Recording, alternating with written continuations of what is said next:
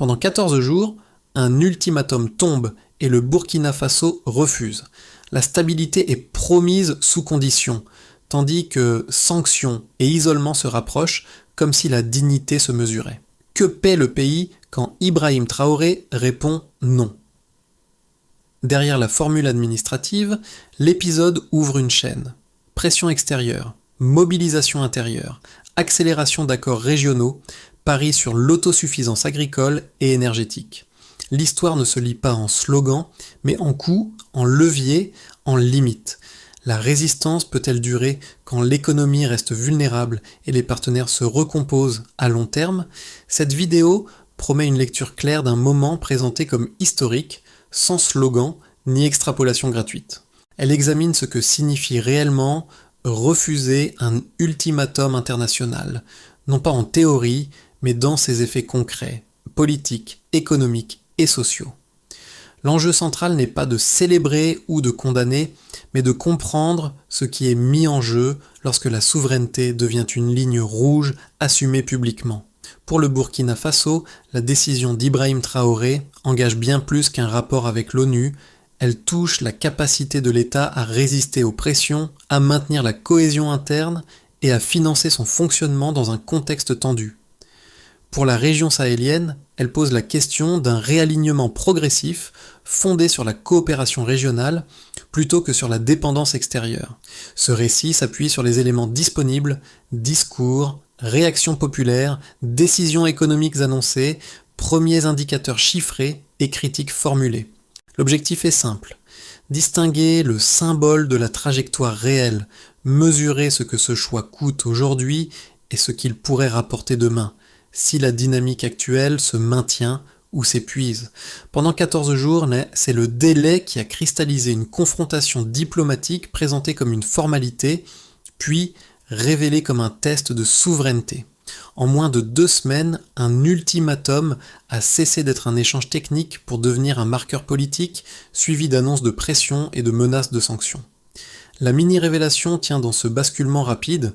Ce qui devait rester procédural s'est transformé en scène publique, amplifié par un discours assumé et par une mobilisation intérieure visible. Dans ce cadre, Ibrahim Traoré n'a pas présenté sa décision comme un arbitrage entre compromis et confrontation, mais comme un refus de principe formulé au nom de la dignité nationale. Le message, tel qu'il a été perçu, dépasse la lettre de l'ultimatum. Il interroge la capacité d'un État enclavé à dire non sans perdre sa marge d'action. Ce positionnement a immédiatement produit 2 effets simultanés. À l'extérieur, il a déclenché une réévaluation des relations entre inquiétude et prudence. À l'intérieur, il a catalysé des manifestations et un soutien populaire centré non sur une personne, mais sur l'idée de souveraineté. Le contexte régional renforce cette lecture. Le Sahel traverse une phase de recomposition, marquée par des coopérations accélérées entre États voisins et par une défiance croissante envers les injonctions perçues comme unilatérales. Le refus n'est donc pas isolé. Il s'inscrit dans une séquence où les partenariats se redessinent, parfois au profit d'alliances régionales, parfois au prix d'un isolement partiel vis-à-vis d'acteurs traditionnels. Ibrahim Traoré se retrouve ainsi au centre d'un faisceau de tension où chaque geste est interprété comme un signal adressé au continent. Cette mini-révélation éclaire la suite. La question n'est pas seulement de savoir si l'ultimatum était acceptable, mais si le pays dispose des leviers nécessaires pour soutenir la décision dans la durée. Le contexte n'excuse rien, mais il explique pourquoi un refus a pu devenir un point de ralliement et pourquoi ses conséquences doivent être analysées au-delà du choc initial. Dans cette séquence, le rôle d'Ibrahim Traoré sert de fil conducteur pour lire les effets immédiats du refus sans réduire l'analyse à une figure unique. Le personnage guide n'est pas présenté comme un héros isolé, mais comme un point de convergence entre décisions politiques, attentes sociales et contraintes matérielles. Son discours agit comme un déclencheur. Il clarifie une ligne, puis expose l'État à des répercussions rapides, visibles dès les premiers jours. Un premier impact apparaît dans l'espace public. Des rassemblements émergent à Ouagadougou et dans d'autres villes portés par des étudiants, des travailleurs et des commerçants. Ces scènes ne se structurent-elles pas autour d'un culte personnel, mais autour d'un mot d'ordre partagé, la souveraineté. Ce glissement est important, car il transforme un acte diplomatique en fête sociale, capable de renforcer la cohésion à court terme tout en élevant le niveau d'attente envers les autorités. Un second impact se manifeste dans l'appareil d'État. Des mesures présentées comme immédiates sont annoncées pour sécuriser l'arrière-pays, accélérer des discussions avec des partenaires régionaux et soutenir des secteurs jugés stratégiques, notamment l'agriculture et l'énergie. Ces annonces ne constituent pas encore des résultats, mais elles signalent une tentative de convertir le symbole en trajectoire opérationnelle. Enfin, l'effet précoce le plus décisif concerne la perception. À l'extérieur, le Burkina Faso cesse d'être vu comme un acteur passif et devient un cas d'étude observé avec prudence. À l'intérieur, la décision redéfinit le contrat implicite entre dirigeants et citoyens. La promesse n'est plus la protection par l'intégration internationale, mais la résilience par l'autonomie. Le point clé est là. L'impact initial est puissant, mais il ouvre une attente exigeante où chaque choix futur sera évalué à l'aune de cette première rupture. Avant l'ultimatum, la séquence semblait familière. Des échanges diplomatiques, des attentes implicites, puis l'hypothèse d'un ajustement discret. Après l'ultimatum, le tempo change brutalement. Le compte à rebours de 14 jours agit comme un déclencheur, chaque déclaration devient publique, chaque silence est interprété, chaque réaction est scrutée. La décision de ne pas se conformer transforme une procédure en affrontement symbolique, et ce basculement imprime un rythme accéléré aux événements. La phase de montée commence avec le discours de refus. Les mots employés mettent l'accent sur la dignité et la souveraineté, sans entrer dans le détail technique des exigences. Cette stratégie a un effet immédiat. Elle simplifie le message et le rend partageable. Dans les jours qui suivent, des manifestations de soutien apparaissent dans plusieurs centres urbains. Elles ne sont pas uniformes, mais elles convergent autour d'un même récit, celui d'un pays qui refuse de plier. Parallèlement, des signaux de pression émergent à l'extérieur, évoquant des sanctions économiques et diplomatiques, ce qui renforce l'impression d'un point de non-retour. Le pic de la séquence se situe lorsque les conséquences potentielles deviennent tangibles. Les annonces de restrictions possibles, le retrait ou le gel de certaines coopérations et l'incertitude sur les flux financiers internationaux alimentent un climat tendu. C'est à ce moment que le discours officiel évolue. Il ne s'agit plus seulement de refuser, mais de montrer une capacité d'adaptation. Le gouvernement met en avant des discussions accélérées avec des partenaires régionaux et des accords bilatéraux avec des pays voisins. Ces annonces visent à démontrer qu'une alternative existe, même si elle reste partielle et fragile. Dans cette phase, Ibrahim Traoré apparaît moins comme un symbole que comme un chef d'orchestre sous contrainte. Chaque initiative est présentée comme une réponse directe à la pression, qu'il s'agisse de soutenir l'agriculture, de renforcer l'autosuffisance énergétique ou de sécuriser des zones stratégiques. Le récit officiel insiste sur la rapidité d'exécution, cherchant à réduire l'écart entre parole et action. Cette accélération crée toutefois une tension. Agir vite permet de maintenir l'élan, mais augmente aussi le risque d'erreur ou de promesses difficiles à tenir. La phase de réplique commence lorsque l'attention internationale se stabilise. Les premières réactions laissent pas de place à des évaluations plus nuancées. Certains partenaires réévaluent leur posture, tandis que d'autres observent sans s'engager.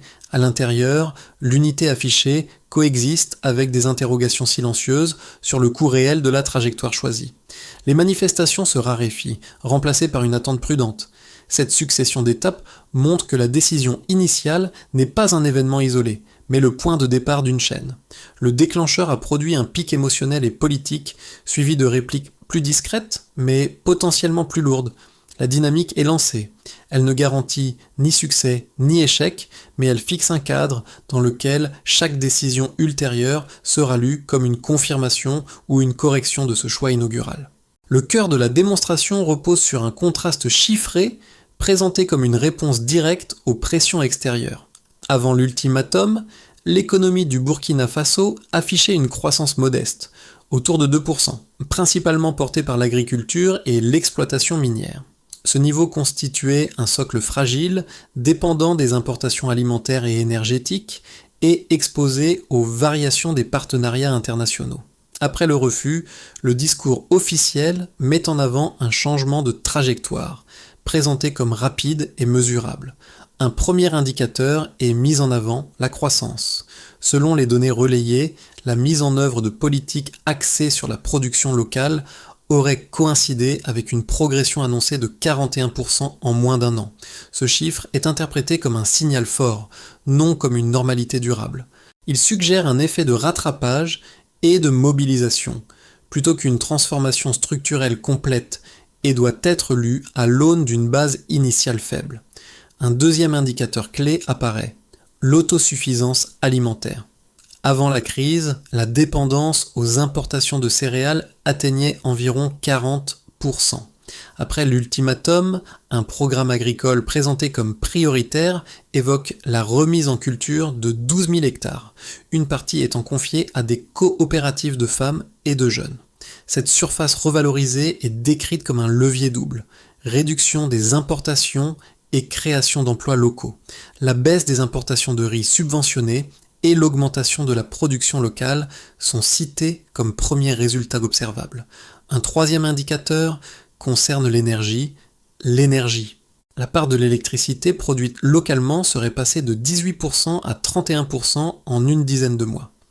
Ce delta reste limité en valeur absolue, mais il est présenté comme un marqueur symbolique d'indépendance énergétique.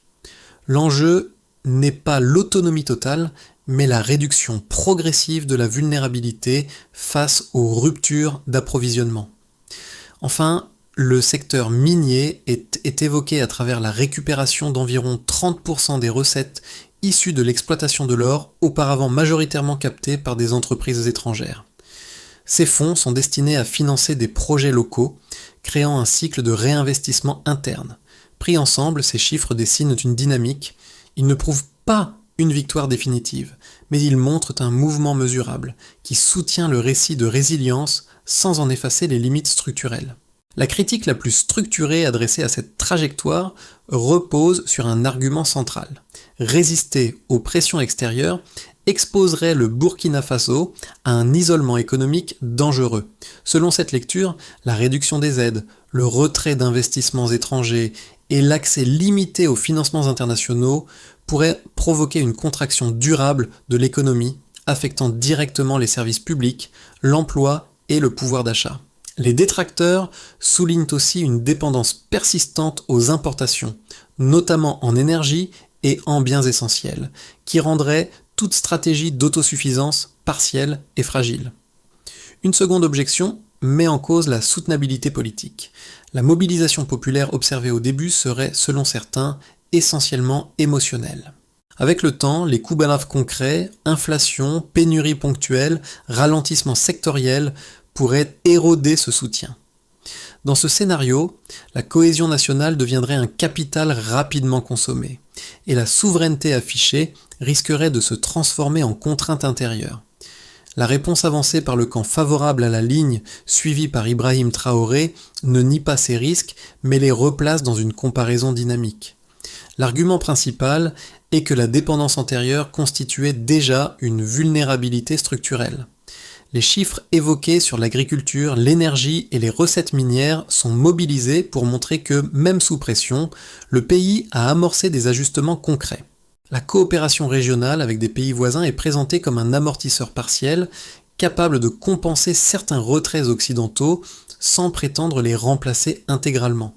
Sur le plan politique, la réponse insiste sur la transformation du débat public. Le soutien initial n'est pas décrit comme une adhésion aveugle, mais comme une réappropriation d'un choix collectif. Cette lecture suggère que la durabilité dépendra moins de la rhétorique que de la capacité à produire des résultats graduels, visibles et distribués. Ainsi, cette lecture la plus robuste révèle une tension réelle. Le risque d'isolement existe, mais il est mis en balance avec celui d'une dépendance prolongée. La trajectoire choisie n'annule pas les coûts, elle cherche à les déplacer dans le temps et à les rendre négociables. À ce stade, le récit bascule. Le geste initial n'est plus seulement interprété comme un acte de résistance, mais comme un levier destiné à reconfigurer des rapports établis. Le point médian révèle que la question n'est pas de savoir si l'ultimatum était juste ou injuste, mais comment il a été utilisé pour accélérer des choix déjà latents. Ibrahim Traoré apparaît alors moins dans une posture défensive que dans une logique de cadrage, transformer une contrainte extérieure en justification d'un changement interne. Ce renversement se lit dans la manière dont les priorités sont reformulées. L'autosuffisance, auparavant évoquée comme un objectif lointain, devient un impératif immédiat. Les annonces agricoles, énergétiques et minières prennent sens comme un ensemble cohérent, non comme des réponses dispersées. Le refus agit comme un révélateur, exposant des dépendances anciennes et légitimant leur remise en cause. À ce point médian, une limite apparaît aussi une limite. En faisant de la souveraineté un principe non négociable, la marge de compromis se réduit. Chaque recul potentiel devient politiquement coûteux, chaque concession est perçue comme une dissonance. La stratégie gagne en clarté ce qu'elle perd en flexibilité. Le changement de cadrage est donc double. À l'extérieur, le pays est observé comme un acteur imprévisible mais affirmé. À l'intérieur, l'exigence de résultats concrets devient plus pressante. Le refus n'est plus un symbole figé, il devient une promesse à tenir, mesurée dans la durée.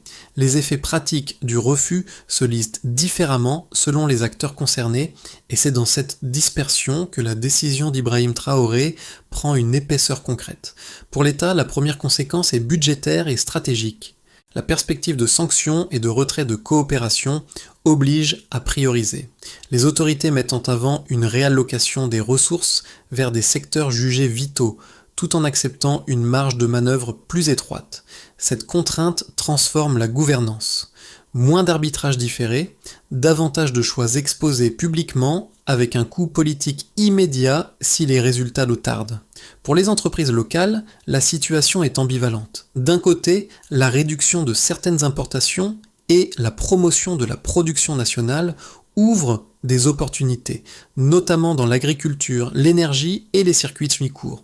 De l'autre, l'accès plus limité aux financements internationaux et aux intrants importés crée des frictions.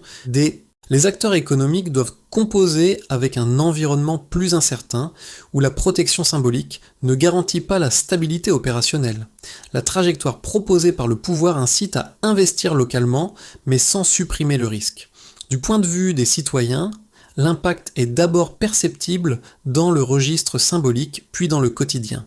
La fierté et le sentiment de reprise en main, largement évoqués après le discours, coexistent avec des inquiétudes pratiques. Prix, disponibilité de certains biens, continuité des services. Ibrahim Traoré devient ici une référence constante, non comme figure abstraite, mais comme point de responsabilité. La souveraineté proclamée crée une attente.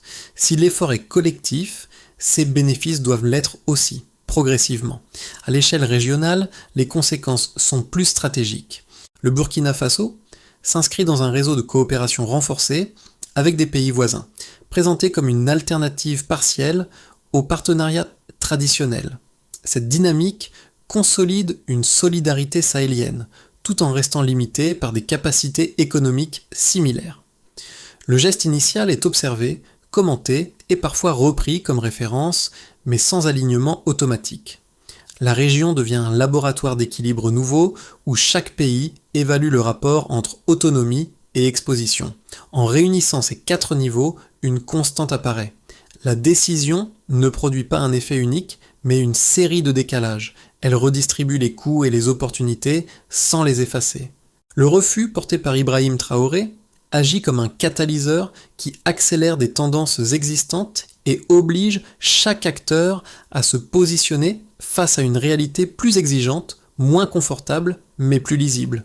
À l'horizon de 6 à 12 mois, l'évolution du Burkina Faso peut être lue à travers 3 trajectoires plausibles, construites à partir des dynamiques déjà observables. Le scénario de base repose sur une continuité prudente. Dans cette hypothèse, le pays parvient à stabiliser les acquis initiaux sans transformation radicale. Les projets agricoles et énergétiques se poursuivent, la coopération régionale amortit une partie des retraits occidentaux, mais l'accès aux financements internationaux demeure limité.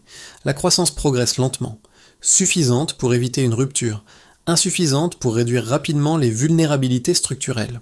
La souveraineté affichée est maintenue, mais au prix d'une gestion serrée et d'arbitrage constant. Le scénario optimiste suppose un effet d'entraînement. Les initiatives lancées gagnent en efficacité, la production locale se consolide et les partenariats régionaux s'élargissent. Dans ce cadre, la posture défendue par Ibrahim Traoré inspire d'autres acteurs africains, favorisant une coopération sud-sud plus dense. Des partenariats alternatifs, fondés sur des intérêts convergents, plutôt que sur des conditionnalités politiques fortes, se renforcent. La dynamique reste fragile, mais elle produit un cercle vertueux. Confiance interne accrue, investissements régionaux ciblés, amélioration progressive des capacités productives. La souveraineté cesse alors d'être uniquement un principe pour devenir un avantage stratégique mesurable. Le scénario pessimiste met en lumière les risques. Les sanctions et les retraits de coopération s'intensifient, la capacité de compensation régionale atteint ses limites et les tensions internes augmentent de l'euro. Les pénuries, même ponctuelles, fragilisent le soutien populaire initial. Dans ce cas, la résistance symbolique se heurte à des contraintes matérielles lourdes et la trajectoire choisie devient coûteuse politiquement et socialement.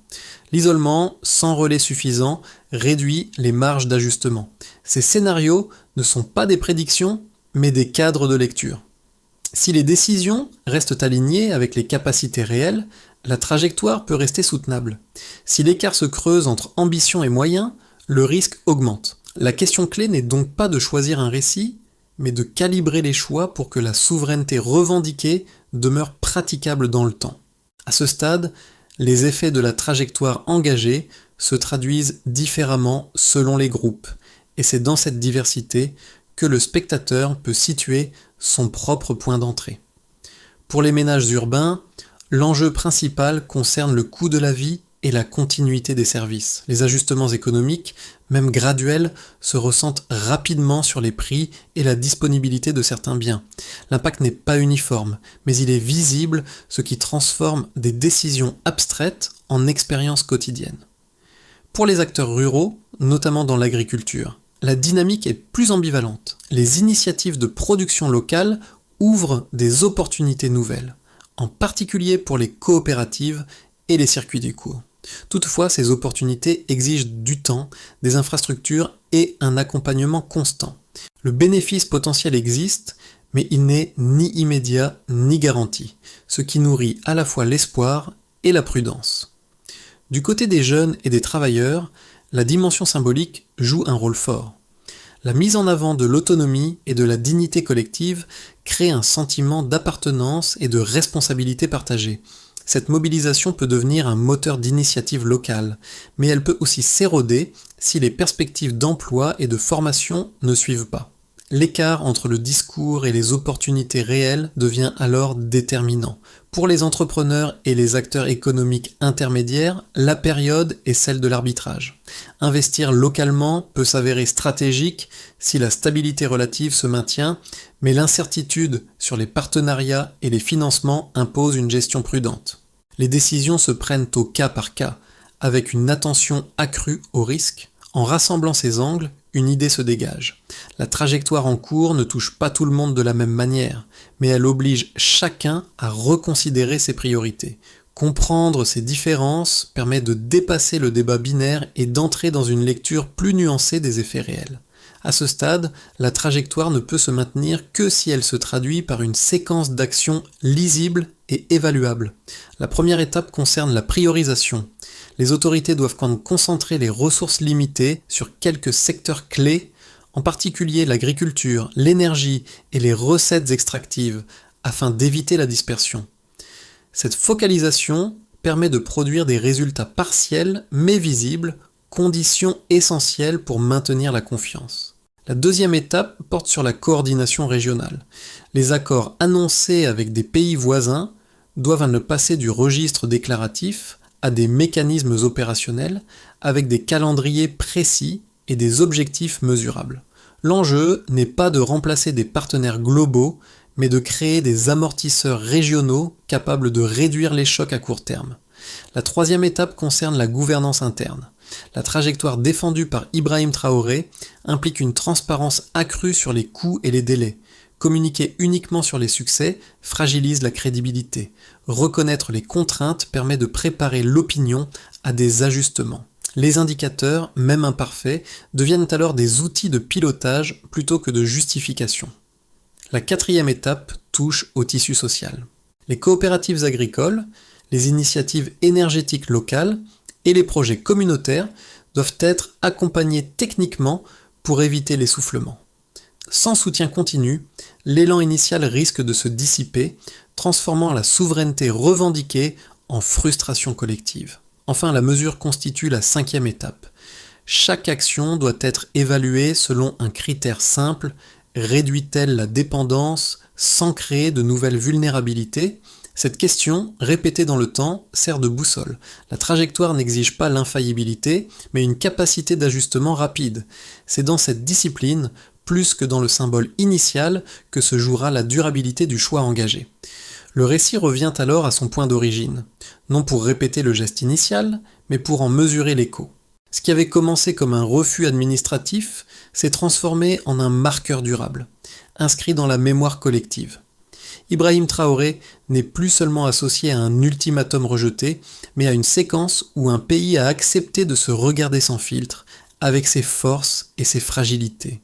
Le motif récurrent n'est pas la confrontation, mais la réappropriation, reprendre la capacité de décider, même lorsque cette décision expose. Dans les rues, comme dans les débats, la souveraineté cesse d'être un concept abstrait. Elle devient une expérience vécue, parfois inconfortable, parfois mobilisatrice. Les citoyens ne jugent plus seulement l'intention, mais la cohérence entre les paroles et les effets concrets. Cette exigence marque une rupture silencieuse.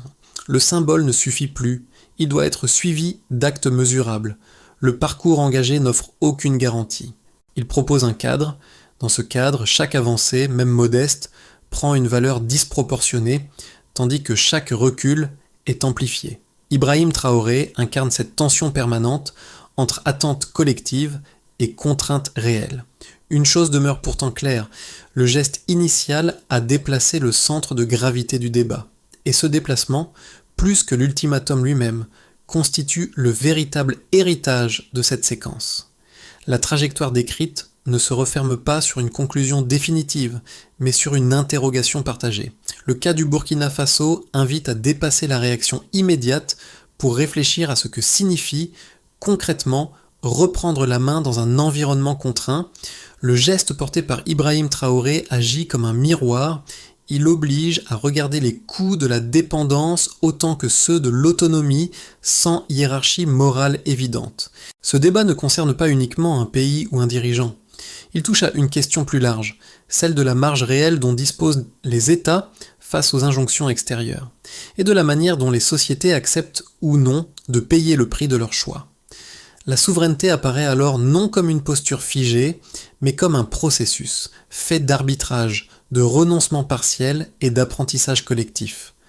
Plutôt que d'imposer une lecture unique, cette histoire ouvre un espace de dialogue. Jusqu'où un pays peut-il aller sans se refermer? À partir de quel point l'autonomie devient-elle un levier plutôt qu'un risque? Et comment juger ces trajectoires sans les réduire à des slogans? La discussion reste ouverte. Elle gagne à être nourrie par des points de vue contrastés, informés et attentifs aux réalités concrètes. À vous d'y prendre part.